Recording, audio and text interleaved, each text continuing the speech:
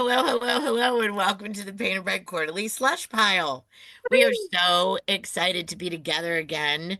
Hi, everybody. Everybody just say hi at the same time. Hi. Hey, Hi. hi. It's been a long time, slushies, and we missed you and we missed each other.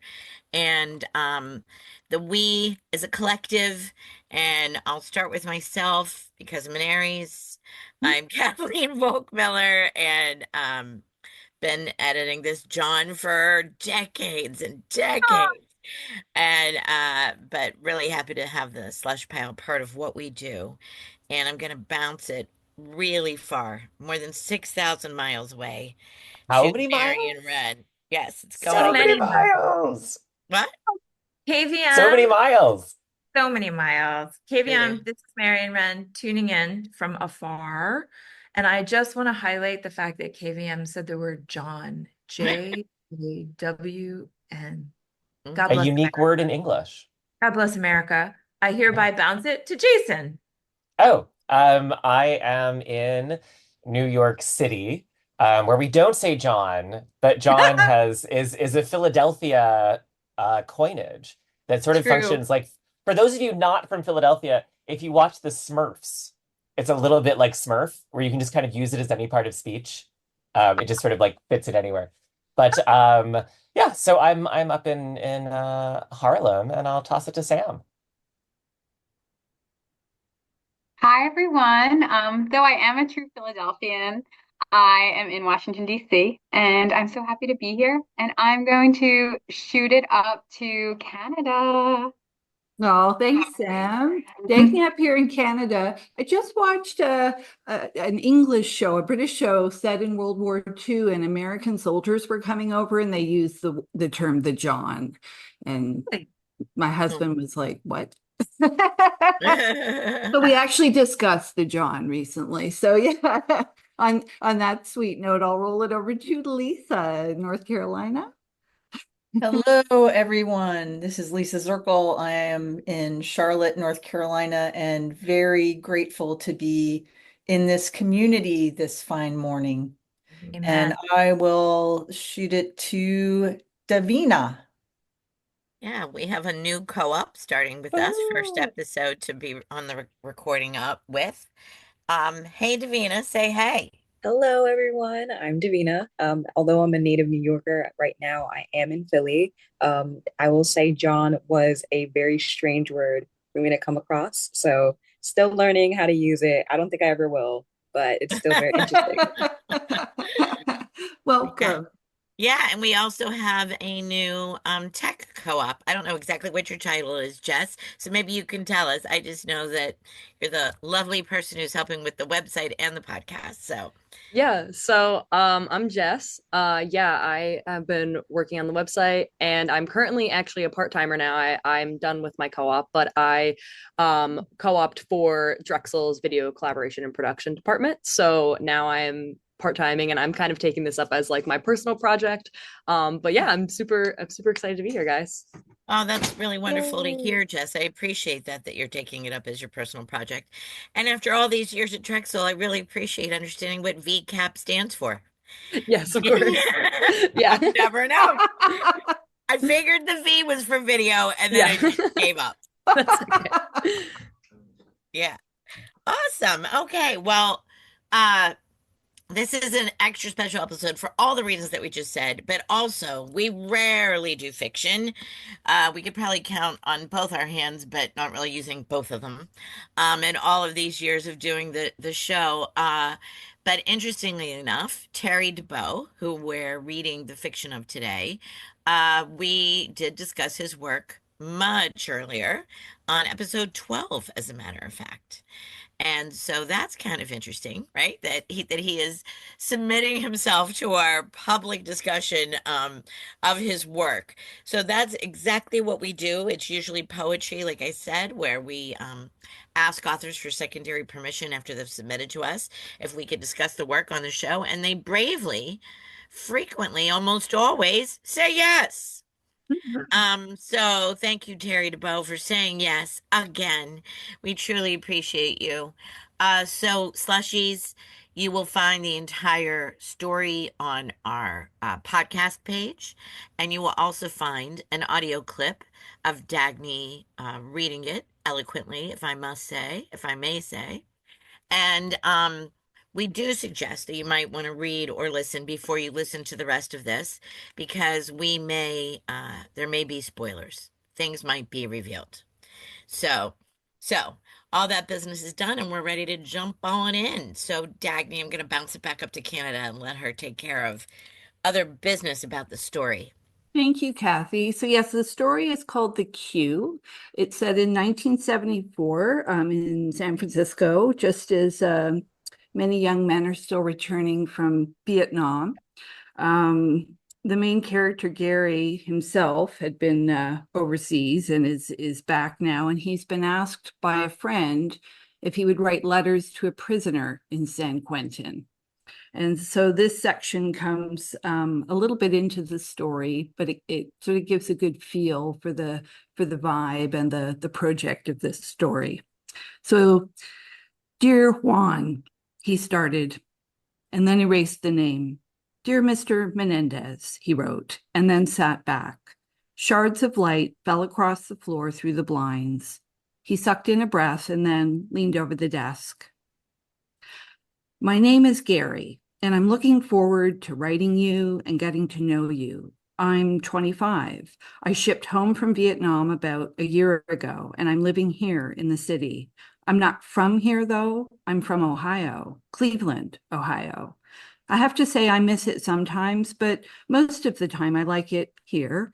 I didn't see much action in the war. I mostly cleaned decks and looked at the South China Sea.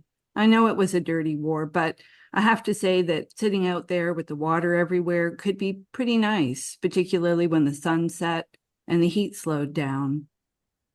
I'm not sure what else I should write you, so I'll stop here and hope you write me back. Gary, 34 Masonic, San Francisco, California. Gary sealed and addressed the envelope and then walked to the corner mailbox. He dropped it in and stretched to hear it fall on the pile of letters he imagined inside the belly of the blue box.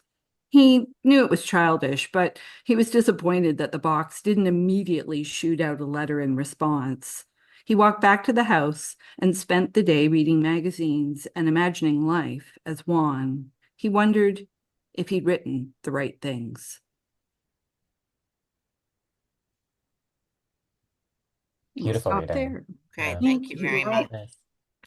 So that's early, right? Isn't that only about page 3 or so? Yeah, that's right. Yeah, thank you. Great. Well, what are some thoughts? It's sort of where the story finds its stride, I think. Yeah. I love the way that all of the characters are composing themselves. Like, how do you communicate in letters? What is it that you communicate in addition to what you think you're communicating, right? And it's frankly charming, right? There's a deep level of really compassionate and interesting depiction of what comes across as like a masculine friendship or like masculine care for each other, which is I found that really compelling, a super compelling aspect of the story. I was also I do think that's a really powerful piece, but I also thought with that passage, it does a really good job of showcasing this aspect of the story that captures what letters were like. This sort of like weird throat clearing. Hi, I'm this. I should probably tell you that as well. This thing happened, sun's up. And it has this kind of like weird composition that doesn't exist anymore. Like this isn't how we write emails. That's not how we write texts. It's not how we instant message. And the way in which those kinds of, very slow communications that are written in a kind of throat clearing stream of consciousness that also gives you a sense of intimacy, but boredom is like really beautiful. Like I like, oh yeah, I missed that. That was nice. Mm-hmm. Jason, I think that gets at one point of this story that I really appreciated, and that is how it treats the nature of time. It has this part about dropping the letter into the belly of the blue box, and that he was disappointed the box didn't immediately shoot out a letter in response. Like you used to have to wait, right? Right. And he also talks about the his time during the war where he's, also kind of waiting, just cleaning the decks and looking out at the sea. And later in the story, we have from Juan himself, kind of the nature of the passage of time in prison and how that's very different from time elsewhere. So I appreciated that thread as it was woven through the story, and I think that is one way they connected. Oh, totally agree, Lisa. There's a real sense of kind of stillness and patience that I think is quite foreign to us in how we live our lives now. That just that whole concept of waiting, and what do you do while you wait? Yeah. Right. And at the same time, I just want to add that I think the pacing of this story is just so expertly done. I immediately felt trust in the author when we started, when we made that first jump after, the initial dialogue. And what's really interesting is in the beginning of the story, those first lines say that later Gary would realize that he'd written more letters to Juan than he had to his own father. But when it happened, he simply thought it was a lark, one more thing to do in San Francisco that he could never do in Cleveland. And then I forgot actually that we were in retrospect for most of the story. And I think a lot of that just has to do with the pacing and that, you know, it would jump 2 weeks, it would jump 3 weeks here. And, I was waiting to see what happened in the same way that maybe he was waiting for those letters to arrive, etc. Mm. Great point, Samantha, right? That sense of like that it sort of points back to Lisa's comment, like even that first line is actually about time, right? It's about signaling the sort of disjuncture of both retrospect and waiting, right? And I was lucky enough to watch a movie a couple months ago with my mom, called Mr. Roberts. I don't know if you know this film. It stars Henry Fonda, and it's a World War II movie, but it was released after the end of the war. And I swear it's like a love letter to servicemen who were non-combat soldiers, but served on Navy ships who were like supply ships or reloading for other, folks who were going to the front. And the whole film is really about the sort of desire on the part of some characters to serve in battle, right? And the dead boredom that they experience in the essential work, right, of working on these supply ships.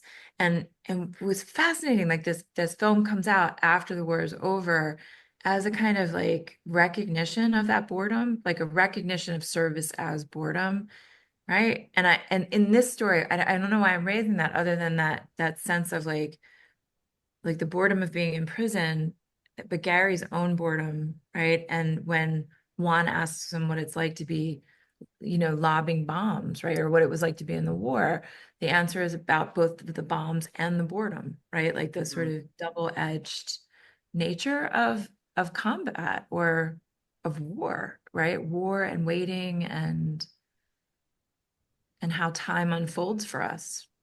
I also, I mean, that it captures something really beautiful about the spectacular outside and the sort of quotidian inside.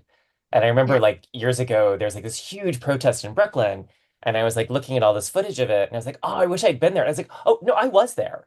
Like I was one of those like, Yeah. thousands of bodies at that gathering.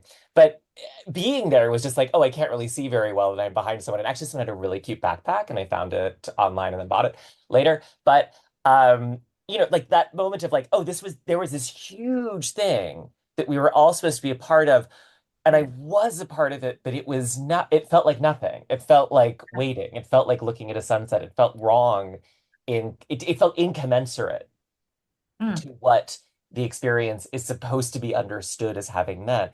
And so this kind of goes back and forth with both the prison and the war, and then the aftermath as this kind of like, um, here are the experiences that we're supposed to be having, but from inside, they don't feel like anything. and I think that's what makes this so like mm, this this linking of these two worlds so irreverent and intimate, like the small scale of being pen pals, right? And then the audacity of the ask, right, of one to be like, can you take me in for this short time? And Gary saying yes, right? So the like that audacious empathy and the intimacy of that, like just this small gesture feels so profound in the bigger, like against that huge backdrop, right, of the Vietnam War, of soldiers coming home, of San Francisco, and everything that was so tumultuous at the time. Yeah. To connect back to what you were saying too, Marion, about the boredom, you remember that Juan spends his first day polishing Gary's boots Right. and talks to him a lot about how time was an enemy in the in prison. And you Right. do things like slowly and meticulously because you have so much time. That's all you have, right? So I think that was another way that they were connected. And then also just like, one says at one point, one asks him about dropping the bombs, and he replies the way he does. I mean, the description of looking out at the water and all that is just gorgeous. Maybe we could read that too, but basically, it's like one saying, "But I'm a good man." Even after they talk about what his crime was, he says, "I'm good. I'm good." So, like, good men can do bad things is also sort of a theme here. Um, if I can just keep the mic for another second, I think what I was most impressed with, there was a lot I was impressed with, but the story is there's not a lot of action per se. I mean, I do think the event of one coming to stay with Gary is huge, but it's very quiet and small. He knocks on the door and he comes in the house. Like nothing huge happens. Um, but I appreciated how many things happened that I didn't expect. We don't know how one will behave in that house, right? And even Right. Gary's choice to leave earlier for work than he has to, take longer getting home than he has to on one's first day, right? Mhm. That I thought was really fascinating. I kept getting surprised by the characters' movements, even though it was so small and quiet. Yeah.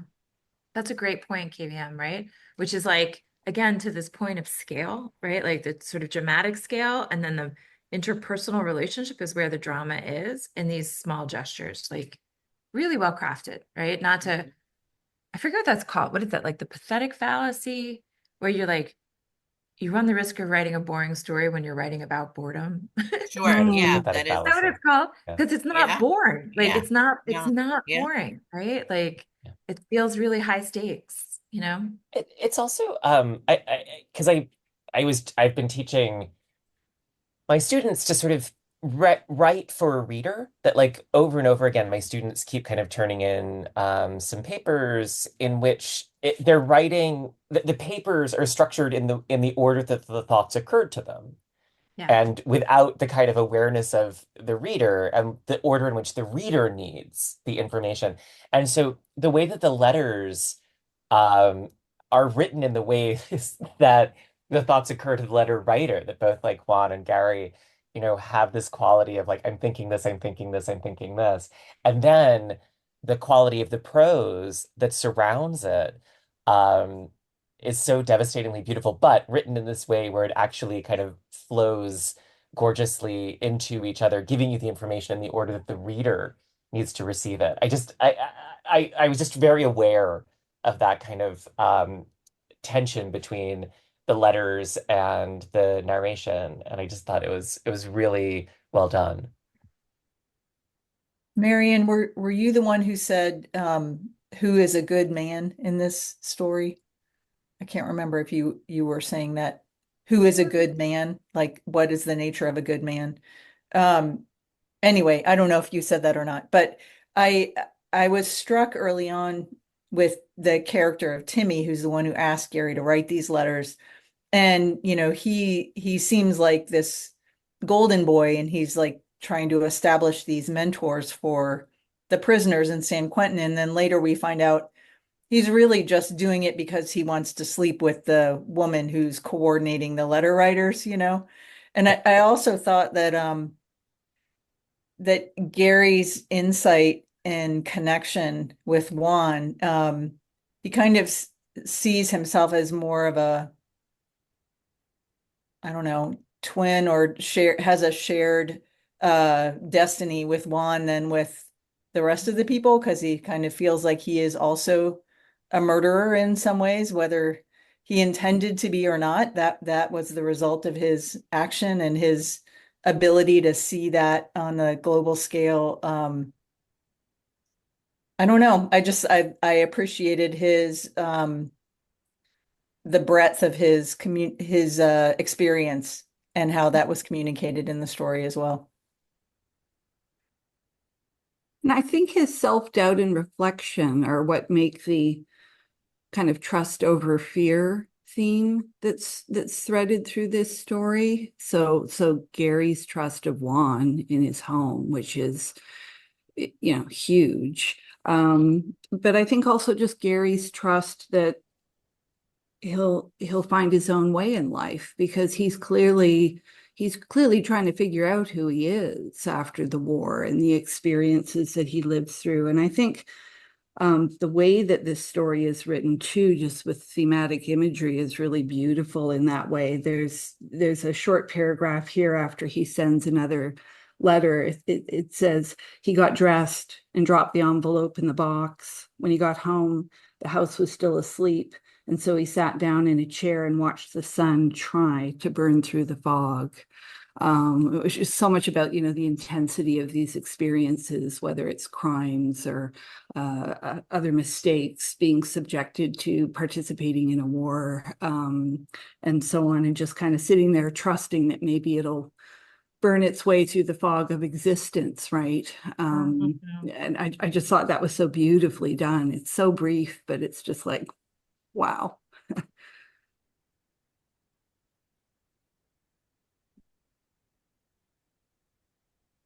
Is that the thinking silence? I think it's the thinking silence. I'm remembering coming across this in the slush pile, right? And you know, for those slushies who are fiction writers, like that, it's intense reading fiction manuscripts, I think, in the slush pile, because it's like each time you sit down, you're like giving yourself not, and this is maybe is true of poetry too, but you give yourself over to a world being invented by somebody else, and it's very swift, like the reader's capacity to believe in that world or doubt that world, right? Like to be transported, right, or alienated in some way. And there's just something about the way that um this piece, and Terry Dubow in particular, is able to craft prose that makes it easy to believe, right? Easy to believe like you're in this historical moment, easy to believe in the nature of the questions of like masculinity and ethical masculinity, and the conundrum of being complicit in state level violence or, you know, manslaughter, right? Like that sort of the scales like that Terry crosses, right? Or links really, and the piece is kind of astounding, you know, and again, like found in the slush pile, right? Rose to the surface because sitting for that short story felt like I was watching a movie. Like just it felt whole and complete and really satisfying in one seating, in one sit, in one read, you know? Absolutely. And it's so gentle. Like it's a Yes. very like I mean, you know, if I tell you, oh, by the way, we're discussing a story in which a murderer gets out of jail and goes and stays with his pen pal, you know, I mean, it sounds very salacious. Like it sounds like there's going to be Yeah. really spectacular violence. It Yeah. sounds like all these sorts of things. Um, when actually it's much more kind of like a Raymond Carver story, like these tiny acts of intimacy, polishing someone else's boot, you know, watching someone else prepare breakfast. Like it's just a really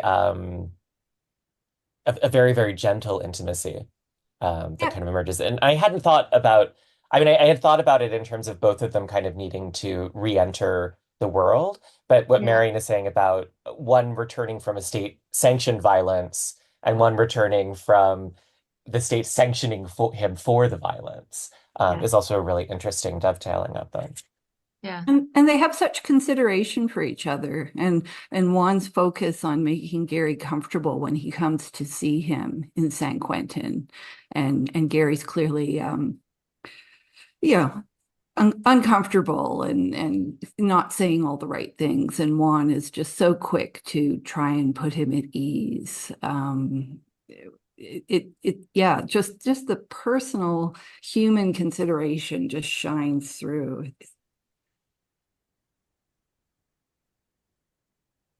Yeah, I don't know. I think everything was handled deftly too. The one says, "Can I have toast and maybe an egg?" And Gary's like, "Oh yeah, I'll make you breakfast." And he goes, "No, I want to make it myself." Like that really resonated. Like, my God, it made me think about that. You weren't able to make a piece of toast. Yeah. And I Yeah, could see why that would be such a basic human pleasure, Mhm. why you'd want to do that for yourself, yeah, Mhm. you know? exactly. And the soldiers wouldn't be making their own food either, right? No. I think that's such a great detail and one that is so telling of this. And there's something earlier too where um, Gary talks about some of the first letters that he gets from Juan and how he's surprised at how beautifully written they are. I mean, I Mhm. think it's just this notion of these lovely little surprises woven throughout. That's the thread that keeps the interest and beauty going in this story that keeps you connected and reading all the way through, even though, we've said there's not a lot of action, but there are these lovely little surprises that keep popping up. Yeah, that make it compelling. Yeah, And agreed. Lisa, that might be something to like think about for the listeners, right? For the slushies, like you submit a piece of fiction. How is the editorial team going to read that fiction? And so much of it has to do with like, is it propulsive? Does it pull you through? Does it hold you in the world, right?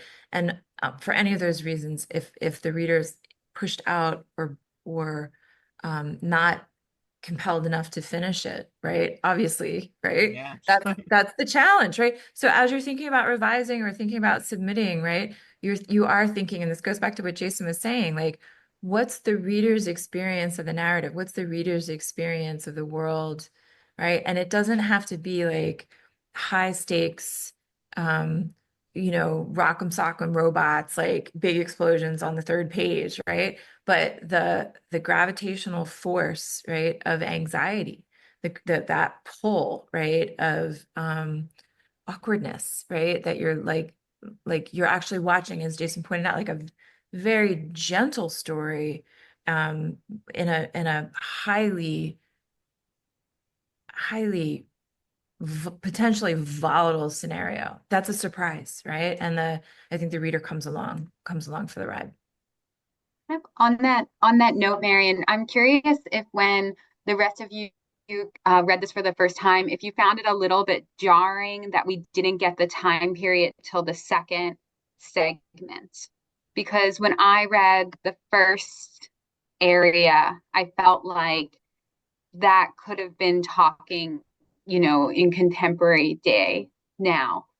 It Yeah. doesn't feel like a long time we wait, but I had formed an image of the time and place already by the time that I learned that we were in the 70s. And I'm curious if anyone else had that experience. I think I would just say surprise. It wasn't jarring. It wasn't Mhm. shocking or made me, so startled that I lifted my head up. It was a surprise though, for sure. Yeah. I think we always Mhm. assume that it's now, right? Unless we get a Isn't clue that or funny? It's yeah. true. You do. We assume now, even though, as Samantha points out, like you get to that second paragraph or the second beat, right, where the context is sort of spelled out for you, and it sort of like teaches you to reread the story. Like it's Yeah. teaching you to read it in that context. And Sam, what's funny, not Yeah. funny, but funny that you had a stronger reaction. The only mail PBQ gets is from Mhm. prisoners. Mhm. Hmm. Yeah. You know, Mhm. we do still get envelopes of manuscripts and even letters talking about stuff That's from so prisoners. interesting. Yeah. So, Yeah. so Yeah. it's like doing this letter writing campaign didn't seem dated. Well, I No, taught in a absolutely prison. not. What? Hmm. I taught in a prison many, many years ago as Hmm. part of a collective. And it did strike me as an extremely naive program by kind of the standards of what I had done. That it wasn't, kind of like just, hey, say hi. That was extremely structured. And we weren't allowed to ask anything about the crimes or what had happened or why they were there. And we were like, there were all kinds of trainings. There wasn't just sort of like, hey, walk in and say hi. And actually walking in and saying hi by the early 2000s was, um, oh my God, we never knew if we were getting in or not. I mean, we would be left in the waiting room for anywhere between 5 minutes and 2 hours. And sometimes we couldn't go in at all. But anyway, but no, but there was something like very 1974-ish to me. Like it did feel authentically prior to other sort of more formalized approaches to working with prisoners. And even when he first says our brothers in bondage, as soon as we're told that's 1974, I'm like, oh, right. Yeah, that does sound like a phrasing that I wouldn't have used now. Right. Hmm. I think we might be ready I to think we're vote. going to vote. Yeah. We're ready to vote. Yeah. Agreed, All Kathy. right. We're Yeah. voting to vote. Yeah. Yeah. Okay. Okay. Hands at the ready. Okay. One, two, three, vote. Yeah, Well, two. look at that. Surprise, surprise. Slushies, I think you knew there was no dramatic tension on that one, but I do hope you read it before you heard us talk. Um, we're gonna be producing new work every 2 weeks, new episodes, and you'll see how it is different. The rhythm of the show is different when it's poetry. Um, but thank you for listening in. Thank everybody for being here again. Woohoo! Thank Woo. you, thank you, thank you, thank you to Terry Dubow for letting us talk about your work and have no idea what we're going to say or do, and trusting us with your Thank you. work in the first place. So thank you Amen. too. That's great. Anybody have any other sign off messages? All right, then keep reading. Woohoo! Woohoo. Bye, slushies. Yay, Bye. Sashi. Yay, Sashi.